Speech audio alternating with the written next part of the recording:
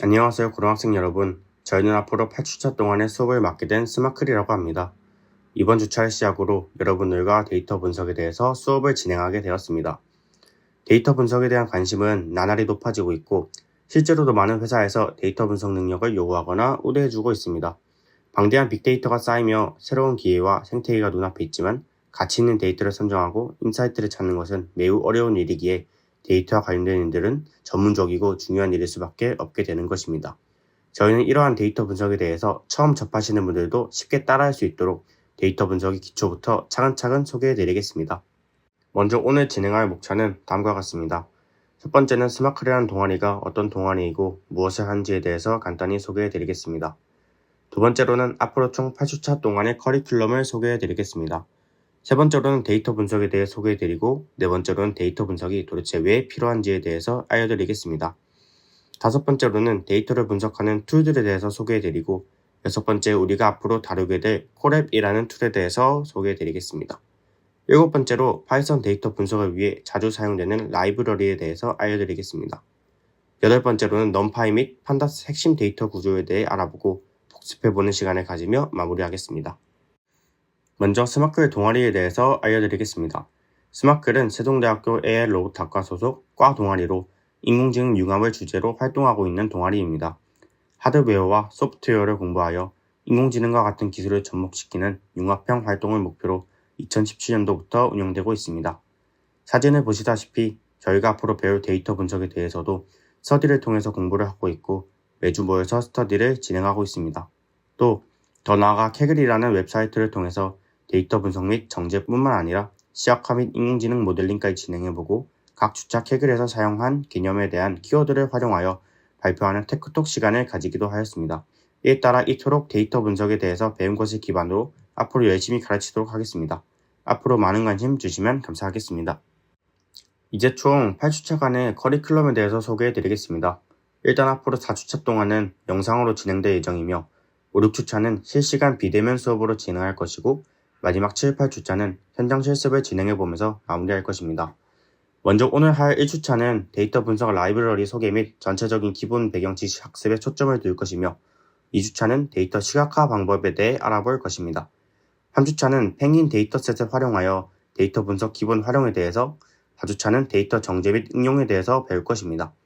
5주차부터는 데이터 병합과 재형성에 대해 배우고 데이터 분석 관련 사이트를 소개해보는 시간을 가지며 6주차에는 스페이스십 타이타닉 데이터셋을 통해 데이터를 분석해보는 시간을 가질 것입니다.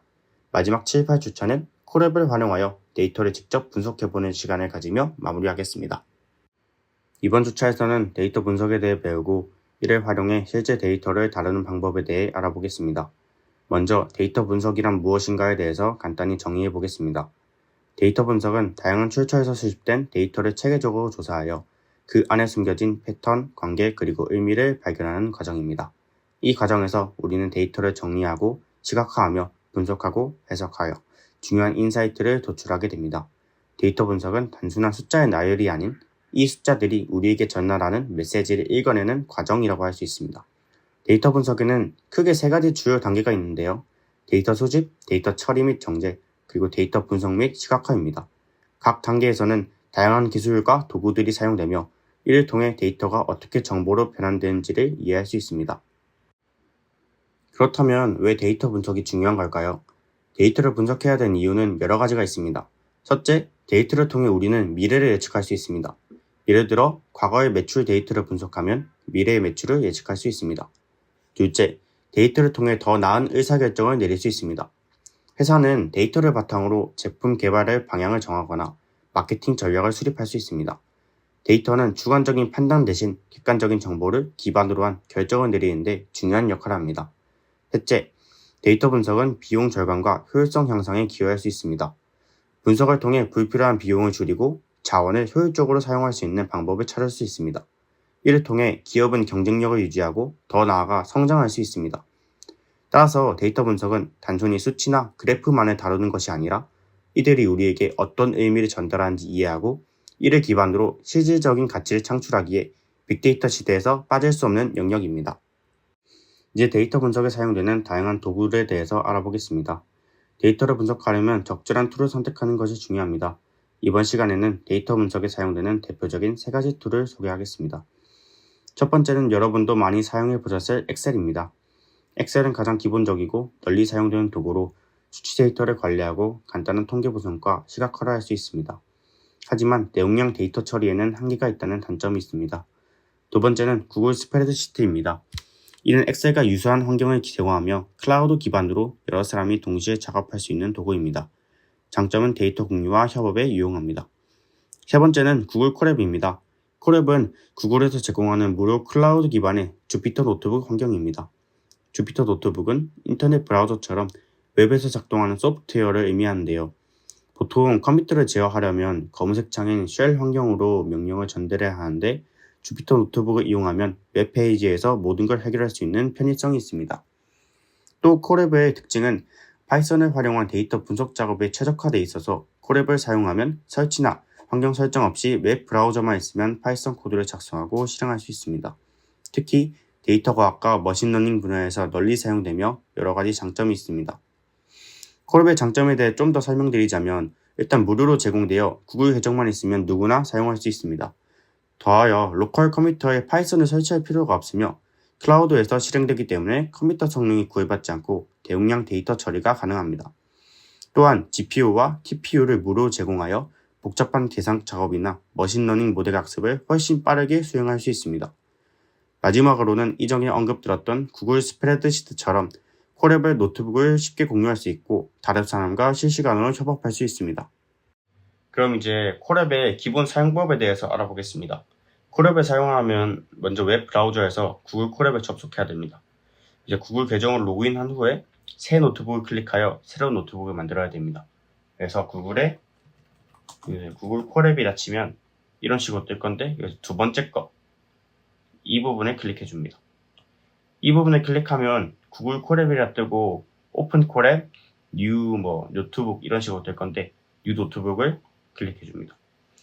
여기서 왜 노트북이라는 단어 나올까요? 그건 바로 하나의 페이지가 곧 하나의 노트북의 역할을 하는 것이기 때문에 그런 용어가 나오는 겁니다. 그러면 이제 콜앱 노트북을 들어가 보면 좀 더 살펴보겠습니다. 콜앱 노트북은 보시다시피 여러 개의 셀로 구성되고 각각의 셀에는 코드나 텍스트를 작성할 수 있습니다. 이런 식으로 작성을 할 수 있습니다. 이제 코드를 실행하는 방법에 대해서 알려드리겠습니다. 이제 콜앱의 셀에 파이썬 코드를 작성하고 셀 왼쪽에 있는 재생 버튼, 이 버튼을 클릭하면 해당 셀의 코드를 실행할 수 있습니다. 예를 들어서 간단한 파이썬 코드를 실행해 보겠습니다. 해당 셀에 print 치고 hello 구글 콜앱이라고 쳐보겠습니다. 그리고 아까 했던 재생 버튼을 클릭해 보면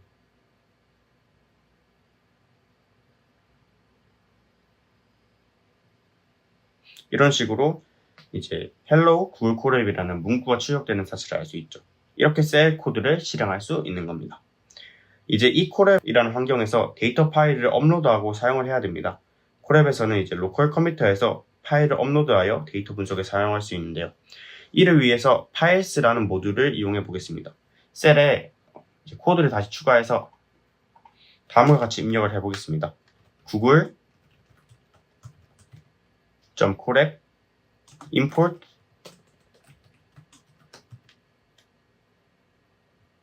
files 이렇게 해서 구글 콜앱에서 파일을 업로드할 수 있는 기능을 제공하는 files 모듈을 사용을 할 겁니다. 그 uploaded 라는 하나의 변수를 만들어 줄 겁니다. 그래서 여기서 files upload 이렇게 하면 파일을 업로드할 수 있다는 뜻입니다. 그리고 나중에 배울 건데 판다스라는 데서 배울 건데 이게 뭘 의미하냐면 판다스 라이브러리에서 pd라는 이름으로 가져온다는 뜻입니다.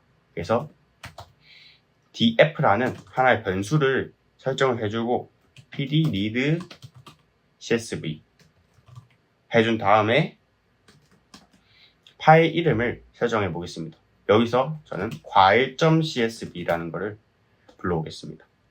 그리고 이걸 불러오기 위해서 한 가지 해줘야 될 게 있는데요. 바로 encoding cp940입니다.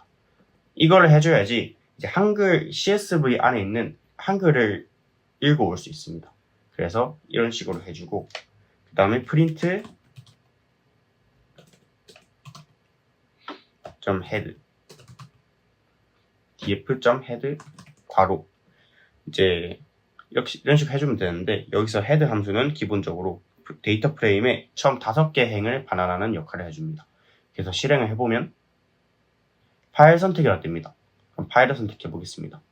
여기서 바탕화면 들어가서 과일 CSV라면 여기 나오죠. 이거는 자기가 직접 만들어야 됩니다. 저는 과일.csv라는 CSV를 만들었기 때문에 이런 식으로 뜨는 겁니다. 이제 엑셀에 따로 들어가면 CSV를 만들 수 있는데요. 저는 이렇게 과일, 사과, 바나나, 포도, 참외, 딸기, 수량 이런 식으로 해가지고 CS 파일로 저장하면 됩니다. 네, 이런 식으로 저장해서 과일.csv를 만들어준 다음에 한글을 읽을 수 있는 CP949를 사용해서 이런 식으로 불러와 봤습니다. 이렇게 콜앱의 장점과 사용 방법까지 알아보았습니다. 한참을 콜앱의 장점만 얘기해서 너무 좋은 툴이라 생각이 들 수 있지만 콜앱에도 몇 가지 단점이 있습니다. 첫 번째는 자원이 제한이 되어 있다는 점입니다. 무료 버전이 콜앱은 시간당 CPU, GPU 사용량에 제한이 있으며 일정 시간 후 자동으로 연결이 끊길 수 있습니다. 이 경우 콜앱 프로와 같은 유료 서비스를 이용하면 더 많은 자원과 장시간 연산이 가능합니다. 두 번째는 데이터 보안 문제입니다. 클라우드 환경에서 작업함으로 민감한 데이터나 기업의 비밀 데이터를 다룰 때에는 보안 문제를 신중하게 고려해야 한다는 점입니다. 이렇게 두 가지 단점을 잘 인지하고 효율적으로 사용할 수 있다면 콜앱은 여러분이 데이터 분석을 할 때 가장 큰 도움을 주는 도구가 될 수 있습니다. 이제 데이터 분석 언어와 라이브러리가 무엇인지 알아보도록 하겠습니다. 데이터 분석에서 중요한 것은 데이터를 처리하고 분석할 수 있는 언어를 사용하는 것입니다. 방금 말씀드린 여러 언어 중에서도 파이썬과 R이 가장 널리 사용되는 언어입니다. R은 따로 개발 환경을 설치해야 편하게 쓸 수 있습니다. 입문에게는 난해할 수 있기 때문에 이 강의에서는 따로 프로그램 설치가 필요 없는 콜앱을 사용합니다. 이제 파이썬을 주 언어로 하여 설명하도록 하겠습니다.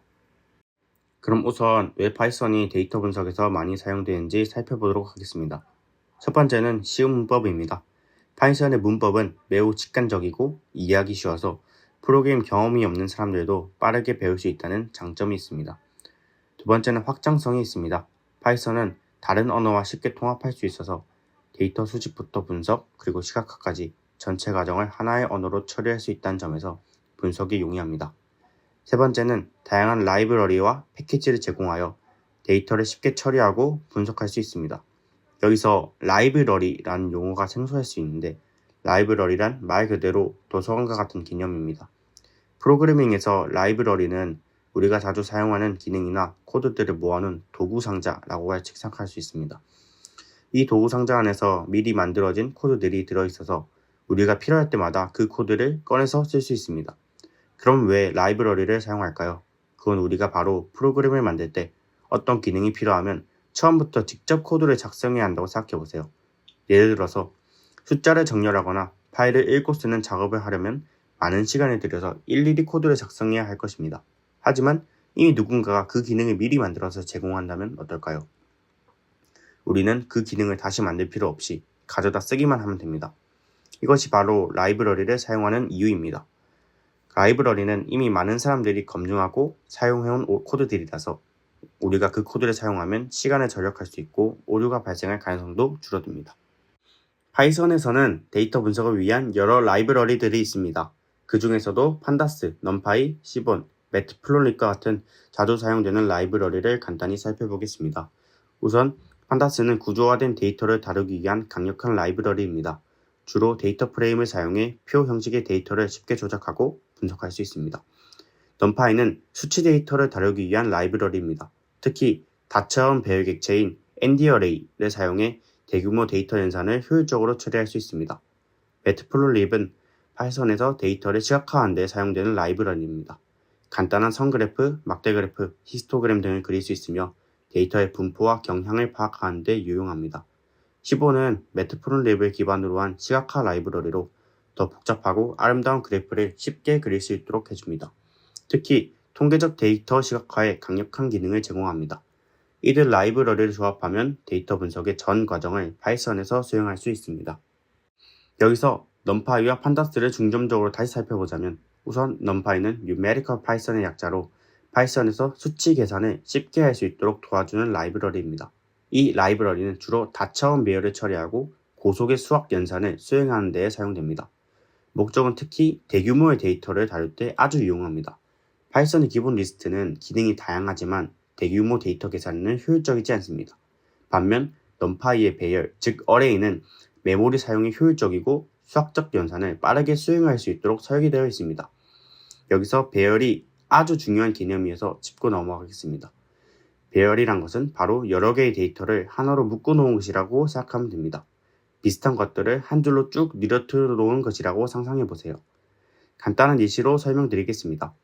예를 들어서 여러분들이 사탕을 여러 개 가지고 있다고 상상해 봅시다.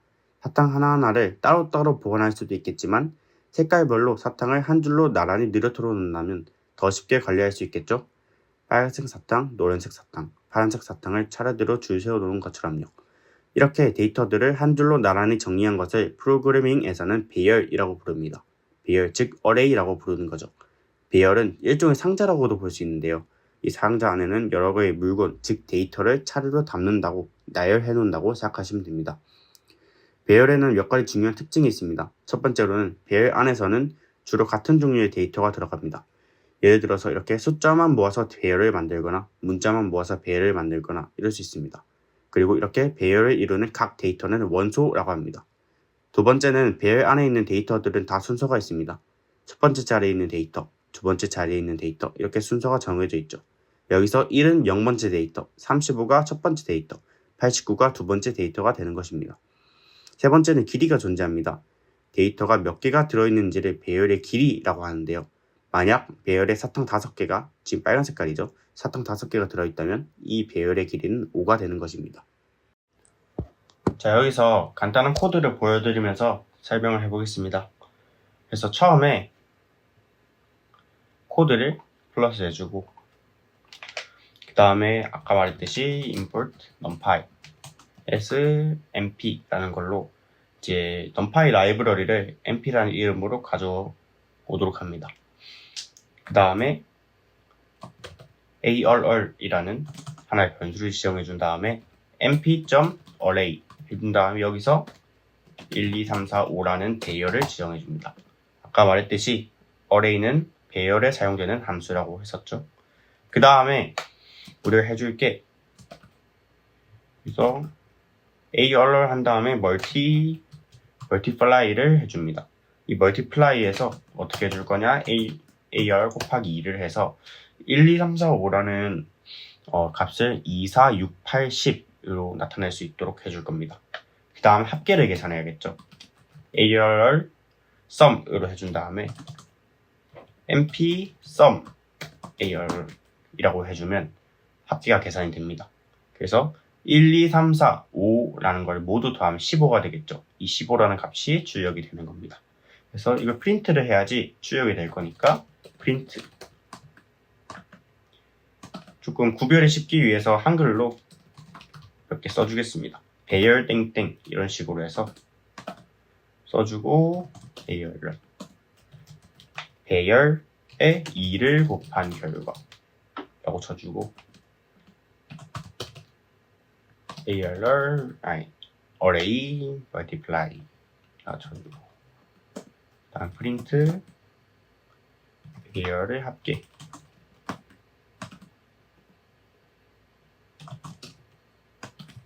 이런 식으로 쳐주면 출력을 하게 되면 이런 식으로 뜨게 됩니다. 근데 여기서 약간 심화 버전으로 한번 해보면 이게 지금 2, 4, 6, 8, 10이 두 칸씩 띄어쓰기 돼 있죠. 이 두 칸씩 띄어쓰기 돼 있는 이유가 여기서 띄어쓰기도 곱하기 2를 해줬기 때문이에요. 그래서 이거를 방지하기 위해 어떻게 해줘야 되냐면 여기서 따로 하나 더 써줍니다. 이거는 조금 넘어간 과정이긴 한데 일단 그래도 한번 해볼게요. 이 str이라는 게 문자열이라는 뜻이에요. 문자열. 이 문자열에서 어떻게 해줄 거냐면 이런 식으로 쳐주고 한 칸 띄워서 이렇게 쳐주고 또 맵 일단 치고 알려드릴게요.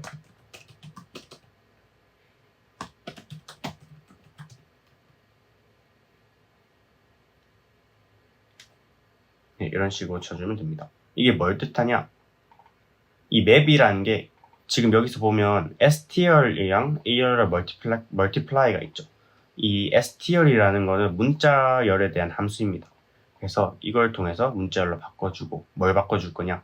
이걸 바꿔줄 거다 라는 걸 말해줍니다. 그래서 이걸 해주고 조인을 통해서 이 2, 4, 6, 8, 10 이라는 것을 이제 띄어쓰기를 주는 거죠. 그래서 이런 식으로 만들어지는 겁니다. 그래서 이거를 이제 출력을 해주기 위해서 이렇게 적으면 어떻게 되냐? 그냥 2, 4, 6, 8, 10만 듭니다. 이렇게 되면 안 되니까 어떻게 해줘야 되냐면 괄호를 추가해 줄 겁니다. 정확히 대괄호를 추가해 주면서 이거랑 똑같이 나타나게 할 겁니다. 즉 이거는 그냥 숫자가 맞는데 이건 지금 문자열입니다. 숫자랑 문자열은 다르다는 점 알고 계시겠죠? 이런 식으로 줄여서 되게 만들어 줄 겁니다. 근데 여기서 또 띄어쓰기가 있죠. 이쪽에 띄어쓰기랑 이쪽에 띄어쓰기. 요걸 또 방지해 주기 위해서 이걸 써주면 이거는 양옆에 있는 이 띄어쓰기를 없애줍니다. 그래서 이걸 해주면 이런 식으로 정확히 되는 거를 알 수 있습니다. 그래서 이거는 사실 뭐 알면 좋은데 굳이 뭐 안 알아도 괜찮을 것 같고 하지만 알면 좋습니다. 그래서 이런 식으로 진행을 하면 됩니다. 다음으로 판다스가 무엇인지 알아보도록 하겠습니다. 판다스는 데이터를 다루기 위한 고급 데이터 구조와 분석 도구를 제공하는 라이브러리입니다. 주어표 형태의 데이터를 처리하고 분석하는 데 사용됩니다. 판다스는 구조화된 데이터를 다루는 데 최적화되어 있습니다. 엑셀 파일이나 CSV 파일처럼 행과 열로 구성된 데이터를 쉽게 다룰 수 있도록 해줍니다. 판다스의 핵심 데이터 구조는 데이터 프레임으로 엑셀의 스프레드시트와 비슷한 역할을 합니다. 데이터 프레임을 사용하면 데이터를 정렬, 필터링, 요약, 집계하는 작업을 아주 간단하게 할 수 있습니다. 그럼 여기서 데이터 프레임이란 무엇일까요? 데이터 프레임은 프로그래밍에서 표처럼 생긴 데이터를 다룰 때 사용하는 도구입니다. 우리가 학교에서 성적표나 시간표를 볼 때처럼 데이터 프레임도 행과 열로 이루어진 표 형태를 가지고 있습니다. 예를 들어서 여러분의 반 친구들의 이름과 나이를 정리해 보려고 합니다. 이 정보를 데이터 프레임으로 만들면 마치 엑셀표처럼 행과 열로 정리할 수 있습니다. 이 지금 나오는 표에서 각 열은 특정 종류의 정보를 담고 있습니다. 예를 들어서 이름 열은 모든 친구들의 이름을 담고 있고 나이 열은 각 친구들의 나이를 담고 있죠. 그리고 행은 각 친구 하나하나를 나타냅니다. 첫 번째 행은 철수, 두 번째 행은 영희, 세 번째 행은 민수를 나타내는 정보를 담고 있습니다. 여기서 데이터 프레임은 몇 가지 중요한 특징을 가지고 있습니다. 먼저 데이터 프레임은 행과 열로 이루어져 있어서 데이터를 표 형태로 정리할 수 있습니다. 그리고 각 열은 특정한 종류의 데이터를 담고 있습니다. 예를 들어서 이름을 담는 열, 나이를 담는 열, 성별을 담는 열 등이 있을 수 있겠죠. 그리고 각 행은 하나의 데이터를 나타냅니다. 예를 들어서 각 행은 한 명의 학생의 이름과 나이를 알 수 있죠. 그리고 데이터 프레임에서 행들을 구분하는 번호가 있습니다. 이를 인덱스라고 부르는데요. 인덱스를 통해 특정 행을 쉽게 찾을 수 있습니다. 자, 이제 다시 판다스 개념으로 돌아와 판다스를 어떻게 사용하여 데이터 프레임을 생성하고 데이터를 필터링 하는지에 대해 알아보기 위해 파이썬 코드를 살펴보겠습니다. 여기서 아까 했던 거에서 다시 여기서 코드 플러스 눌러준 다음에 아까 위에서 임포트를 판다스 때 임포트를 했기 때문에 상관없지만 그래도 그냥 한 번 더 임포트 해주겠습니다.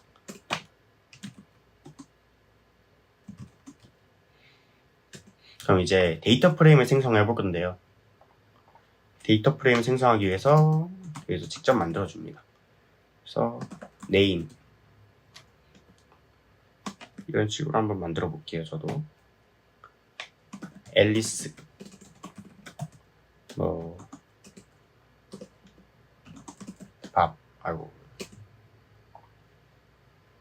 이건 지우고 앨리스 밥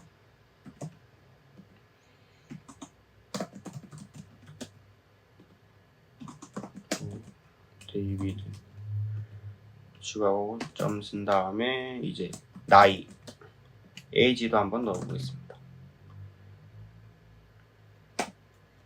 15, 30, 40 넣어주고 마지막으로 시티 어디 사는지 또 넣어보겠습니다. 뉴욕. 이렇게 숫자는 큰 더블 안 써도 되는데 이 같은 경우는 문자일이니까 큰 더블을 써줘야 됩니다.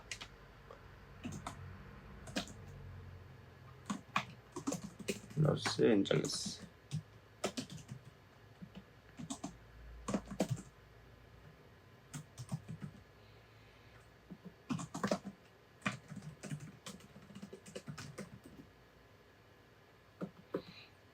네, 이런 식으로 써보면 하나의 데이터 프레임이 데이터가 완성이 됐죠. 데이터 프레임 아니고 데이터.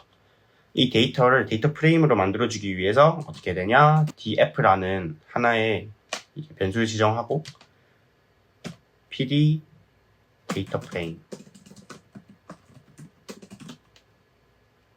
데이터 해주면 데이터 프레임이 완성이 됩니다.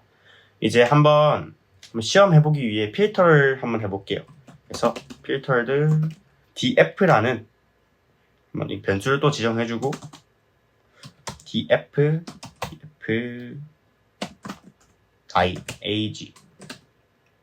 ag가 30 이상이어야지만 이제 출력을 할 수 있도록 한번 만들어 보겠습니다. 그래서 프린트를 한번 해보면 전체 데이터 프레임 이렇게 해주고 그 다음에 하나 더 출력을 해야겠죠. 나이가 30 이상인 사람들 이런 식으로 지금 여기 쓰는 이 WN 같이 보이는 거 있죠. 이거는 들여쓰기를 해준 역할입니다. 그래서 전체 데이터 프레임 하고 들여쓰기 하고 표가 나타나고 이것도 또 들여쓰기 하고 사람들 하고 들여쓰기 하고 이런 식으로 되겠죠. 이런 식으로 하고 아까 했던 필터들 리프를 해줍니다. 이런 식으로 해서 출력을 해보면 이런 식으로 뜨는 걸 알 수 있죠. 여기서 보면 전체 데이터 프레임 나오고 나이가 30 이상인 사람들에 대한 데이터 프레임도 이거 25를 제외하고 나타나는 걸 알 수 있습니다. 이런 식으로 정말 유용하게 데이터를 시각화하고 원하는 정보를 추출할 수 있다는 것을 확인할 수 있습니다. 이제 넘파이와 판다스의 차이점에 대해 살펴볼까요? 이 두 라이브러리는 모두 데이터 처리를 위한 도구이지만 그 사용 목적과 기능이 다릅니다. 먼저 데이터 구조에 대해 보자면 넘파이는 주로 배열, 어레이를 다루며 이는 주로 수치 데이터를 다룰 때 사용됩니다. 반면 판다스는 데이터 프레임과 시리즈라는 데이터 구조를 사용하며 이는 표 형태의 데이터를 다루는 데 적합합니다. 사용 목적에 대해서 다른데요. 넘파이는 수치 연산과 다차원 배열을 처리하는 데 최적화되어 있습니다. 고성능의 수학적 연산이 필요할 때 사용됩니다. 반면 판다스는 데이터 분석과 조작에 특화되어 있으며 데이터 정리, 필터링, 그룹화, 요약 등 다양한 데이터 조작 작업을 간단하게 할 수 있습니다. 마지막으로 연산 기능에 대해서도 다른데요. 넘파이는 벡터화 연산, 행렬 곱셈, 선형대수와 같은 고급 수학 연산을 빠르게 수행할 수 있는 기능이 있습니다. 판다스는 데이터의 행과 열을 기준으로 작업하는 데 강점이 있으며 데이터를 읽고 쓰는 기능, 데이터 병합, 그룹별 연산 등에 뛰어납니다. 그럼 이제 넘파이의 핵심 데이터 구조, 즉 객체인 ND어레이에 대해서 알아보겠습니다. ND어레이는 N차원 배열을 의미하고 대규모 데이터 연산에 최적화되어 있습니다. ND어레이는 numpy.array 함수를 통해서 생성할 수 있는데 예를 들어 배열 1, 2, 3이라는 리스트를 ND어레이로 변환하려면 np.array 괄호 열고 대괄호 열고 1, 2, 3이라고 작성하면 됩니다. 그래서 어떻게 작성하냐? 코드를 추가해주고 굳이 안 해도 되지만 일단은 보겠습니다. 이런 식으로 해주고 array라는 변수를 지정해주고 그다음 np array라는 함수를 써준 다음에 여기서 아까 말했던 1, 2, 3 이런 식으로 써주고 print array 하면 이제 nd array로 넣을 수 있는 겁니다. 그래서 이거를 보면 1, 2, 3이라 이렇게 뜨는 거를 알 수 있죠. 이런 식으로 할 수 있습니다. 그리고 ND 어레이의 속성으로는 배열의 크기, 배열의 타입, 차원수 등 이런 다양한 속성들을 지니고 있는데요. 이러한 속성들을 통해 배열에 대한 기본적인 정보를 얻을 수 있는 겁니다. 그래서 이거를 한번 해보겠습니다. 그래서 print 아까 말했던 배열의 크기, 배열의 타입, 차원수라고 했었죠. print array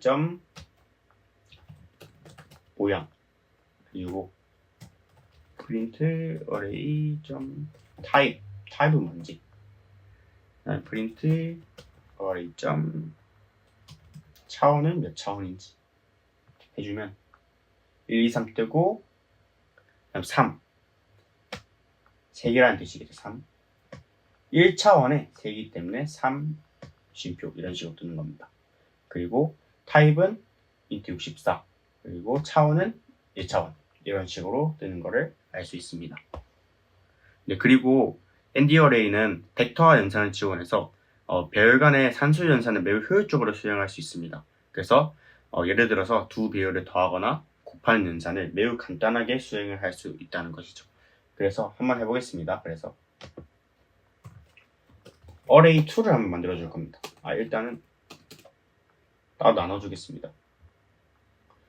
array 2를 만들어 보겠습니다. array 2를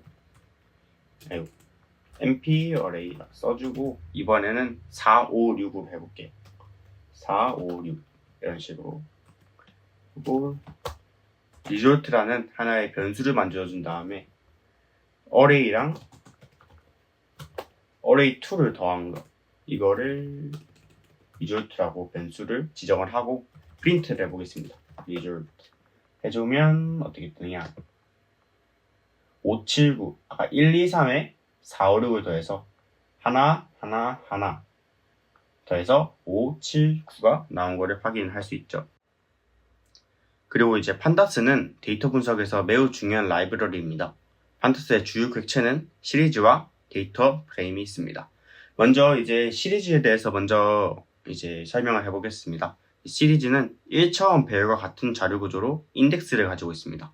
각 데이터에 레이블, 즉 인덱스를 붙여서 데이터를 관리할 수 있다는 의미이죠. 그래서 한번 코드를 작성을 해보겠습니다.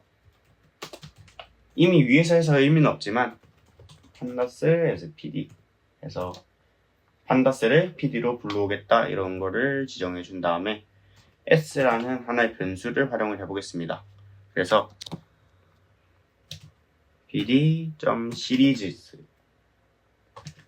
괄호 열고 대괄호 열고 1, 2, 3 이라고 한번 해볼게요. 그리고 아까 인덱스 봤을 때 0, 1, 2라고 그 표 있을 때 봤었잖아요. 이거를 고칠 수 있습니다. 여기서는 어떻게 저는 A, B, C라고 한번 고쳐보겠습니다. A, B, C 이런 식으로 그리고 프린트 해보겠습니다. 프린트 S 해주면 어떻게 되냐 이런 식으로 표 형태로 1차원 배열 표 형태로 뜨는 걸 알 수 있습니다. 네, 그리고 이제 두 번째로 데이터 프레임에 대해서 설명을 해보겠습니다. 데이터 프레임은 2차원 데이터 구조로 여러 개의 시리즈가 결합된 형태입니다. 그래서 데이터 프레임은 행과 열로 구성된 데이터를 관리하는 데 적합합니다. 네, 그래서 코드를 또 작성해 보면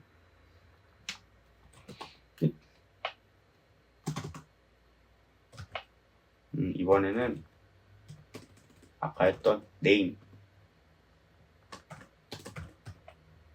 앨리스라고 해보고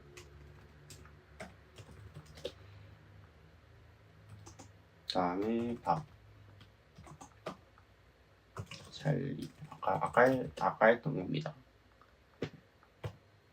해주고 그 다음 나이도 지정을 해보겠습니다. 나이는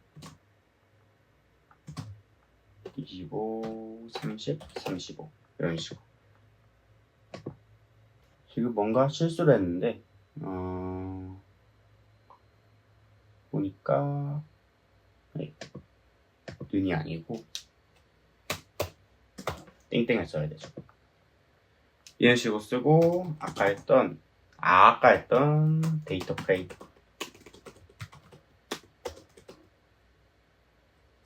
데이터를 써주고 프린트 해보면 이런 식으로 2차원 메일로 뜨는 거 알 수 있죠.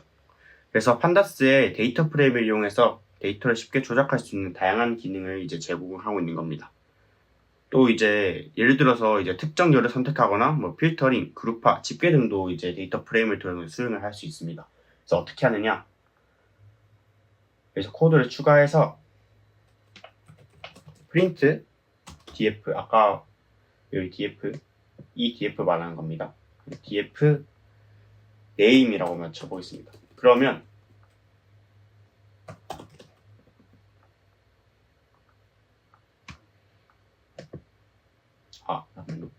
이게 아니라 이런 식으로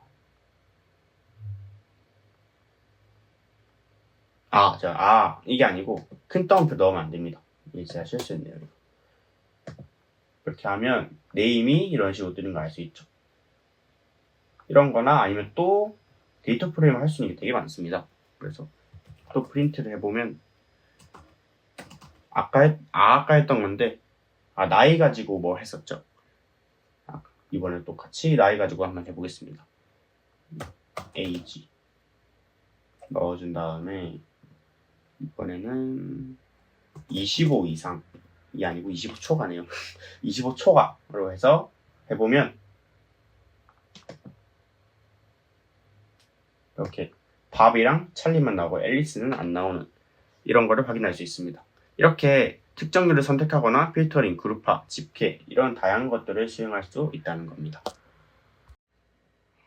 또한 판다스의 read CSV 함수를 활용하면 CSV 파일을 쉽게 로드할 수 있는데 이 함수를 사용해 CSV 파일을 데이터 프레임으로 변환한 뒤 데이터를 분석할 수 있습니다. 그래서 코드를 하는데 여기가 제일 앞으로 갔구나. 밑으로 내리고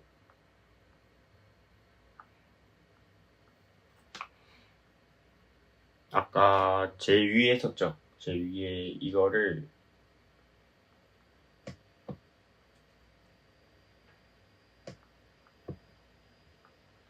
이거를 한번 해보면 되는데 이거를 다시 복사해 보겠습니다. 아까 했던 거를 한 번 더 본격적으로 해보는 작업이라고 보시면 됩니다. 인식해보면 이렇게 사과, 바나나, 포도, 참외, 딸기, 수량 이런 식으로 나타나는 걸 알 수 있죠. 근데 이게 끝이 아니라 이거를 데이터를 탐색하고 필요에 따라 정제도 할 수 있습니다. 예를 들어서 뭐 결칙지를 확인하거나 특정 열의 통계 요약을 확인하는 등의 작업을 할 수 있다는 거죠. 그러니까 아까 이걸 할 수 있는 게 뭐 info, describe, listener, sum 이런 게 있습니다. 그래서 한번 해보면 코드를 추가하고 print df info 하면 이 데이터 요약 정보를 출력하게 됩니다. 이런 식으로 요약 정보를 출력할 수도 있고 코드를 추가해서 describe라고 적으면 이게 아니죠. 큰 따옴표 계속 쓰네. 이런 식으로 해서 출력을 해보면 통계 요약을 해줍니다. 이런 식으로 이것도 있고 결측치를 확인도 해볼 수 있습니다. 그래서 이런 식으로 해보면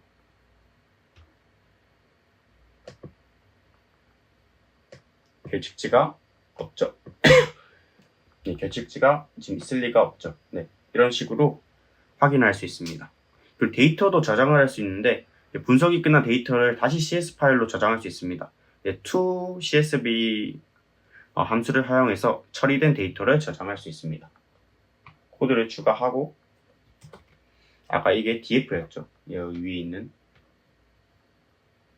이게 df죠. df.to CSV 한 다음에 클린드 과일.csv라고 저장을 하겠습니다. 그리고 인덱스는 first로 한 다음에 이렇게 해보면 CSV 파일로 저장이 된 걸 알 수 있습니다. 이런 식으로 진행이 됩니다. 지금까지 1주차에 배웠던 내용을 복습해보는 시간을 가지겠습니다. 먼저 우리가 데이터 분석에 대해 배웠죠. 데이터 분석은 다음 출처에서 수집된 데이터를 체계적으로 조사하여 패턴, 관계, 의미를 발견하는 과정이 되었습니다. 그리고 데이터 분석에는 크게 세 가지의 주요 단계가 있다 했었죠. 데이터 수집, 데이터 처리 및 정제, 데이터 분석 및 시각화 기억해 주시면 되겠고, 데이터 분석이 왜 필요하냐? 미래 예측이 가능하고 데이터를 통해 더 나은 의사결정 내릴 수 있고 비용 절감, 효율성 향상 기여할 수 있다 했었죠. 그리고 데이터 분석 툴에는 엑셀하고 구글 스프레드시트 그리고 구글의 콜앱이 있었습니다. 콜앱 같은 경우는 주피터 노트북 환경이며 파이썬을 이용한 데이터 분석 작업에 최적화되어 있기 때문에 우리가 지금은 콜앱을 사용한다 했었습니다. 그리고 데이터 분석 언어로는 우리가 파이썬을 사용한다 했는데 이 파이썬의 경우 쉬운 문법, 확장성, 강력한 라이브러리 생태계 덕분에 데이터 분석에 활용한다 했었죠. 그리고 프로그래밍에서 라이브러리는 자주 사용하는 기능이나 코드들을 모아놓은 도구 상자라고 했었습니다. 그리고 우리가 넘파이에서 어레이에 대해 배웠습니다. 이 어레이는 배열이었죠. 배열 안에서는 주로 같은 종류의 데이터를 모으고 이 데이터들은 순서를 가지고 길이를 가진다고 했었습니다. 그리고 판다스의 데이터 프레임에 대해 배웠습니다. 데이터 프레임은 행과 열로 이루어져 있어서 데이터를 표 형태로 정리할 수 있다는 점에 대해서 배웠습니다. 그래서 행, 열, 인덱스에 대해서도 기억해 주시면 되겠고, 우리가 넘파이와 판다스의 차이점에 대해서도 이제 얘기를 해봤었죠. 데이터 구조, 사용 목적, 연산 기능에 따른 차이 기억해 주시면 되겠고, 그리고 넘파이의 ND 어레이에 대해서 배웠습니다. 이 ND 어레이는 N차원의 배열을 의미하고 대규모 데이터 연산에 최적화되어 있었죠. 크기, 타입, 차원수에 대한 속성을 가지고 배열 간의 산술 연산을 효율적으로 할 수 있다는 점이 있었습니다. 그리고 판다스의 시리즈와 데이터 프레임이 있었는데요. 이 시리즈의 경우 1차원 배열과 같은 자료 구조이고 인덱스가 있으며 데이터 프레임은 2차원 데이터 구조고 시리즈가 결합된 형태를 했었죠. 행과 열로 이루어진 데이터 관리에 적합하다 했었습니다. 판다스의 데이터 프레임으로 특정 열의 선택, 필터링, 그룹화, 집계 등을 수행할 수 있다 했었습니다. 그리고 pd.read csv 파일 경로 함수를 사용해서 csv 파일을 데이터 프레임으로 변환하여 분석할 수 있다 했었죠. 주로 데이터 탐색에 사용되는 함수로는 import, describe, isNull, sum 이렇게 다양하게 있었습니다. 그리고 분석이 끝난 데이터는 CSV 파일로 저장할 수 있다는 점까지 배우면서 1주차를 마무리했습니다. 이상으로 데이터 분석의 기초부터 파이썬 라이브러리를 활용한 실습까지 살펴보았습니다. 오늘 강의에서 배운 내용을 바탕으로 여러분이 다양한 데이터를 분석하고 유의미한 인사이트를 도출할 수 있기를 바랍니다. 다음 시간에는 이제 데이터 시각화하는 방법에 대해 알아보겠습니다. 지금까지 1주차 수고하셨습니다.